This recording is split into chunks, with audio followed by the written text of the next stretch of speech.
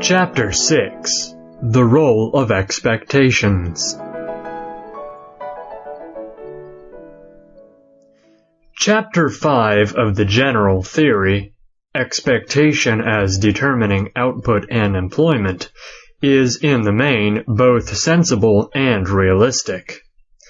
Keynes begins by pointing out what ought to be obvious. All production is for the purpose of ultimately satisfying a consumer. Time usually elapses, however, and sometimes much time, between the incurring of costs by the producer with the consumer in view and the purchase of the output by the ultimate consumer.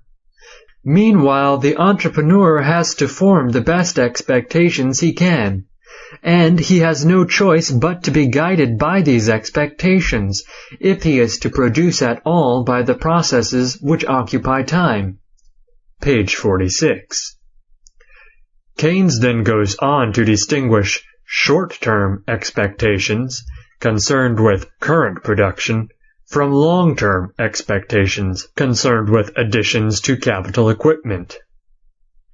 After introducing many needless elaborations and complications, he concludes, "An uninterrupted process of transition to a new long-period position can be complicated in detail, but the actual course of events is more complicated still. For the state of expectation is liable to constant change, a new expectation being superimposed long before the previous change has fully worked itself out." Page 50. There would be little need to devote much attention to this chapter if Keynes's admirers and disciples had not made so much ado about it. Expectations, writes Alvin H. Hansen, commonly regarded as Keynes's leading American disciple, play a role in all Keynes's basic functional relations.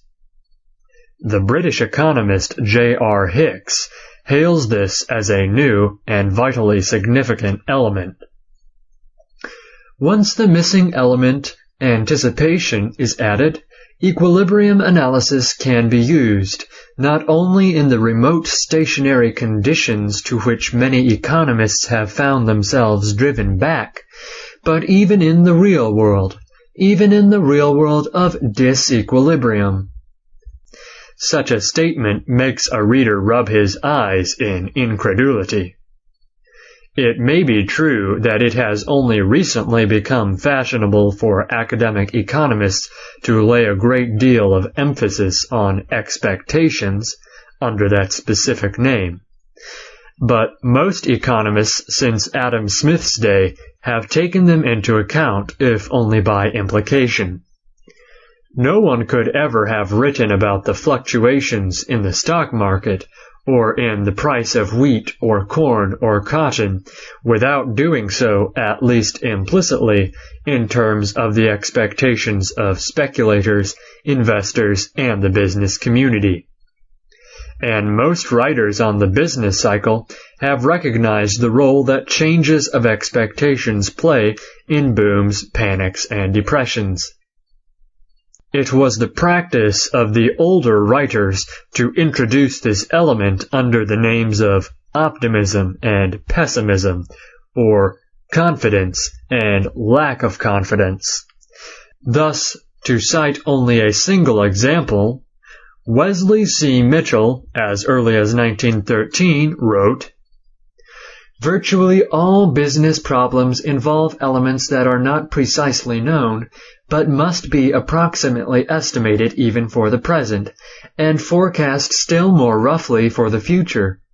Probabilities take the place of certainties, both among the data upon which reasoning proceeds and among the conclusions at which it arrives. This fact gives hopeful or despondent moods a large share in shaping business decisions." Even if academic economists had entirely neglected the role of expectations in economic changes, every speculator, investor, and businessman must, from time immemorial, have been aware of the central role that expectations play. Every sophisticated speculator knows that the level of prices on the stock market reflects the composite expectations of the speculative, investment, and business communities.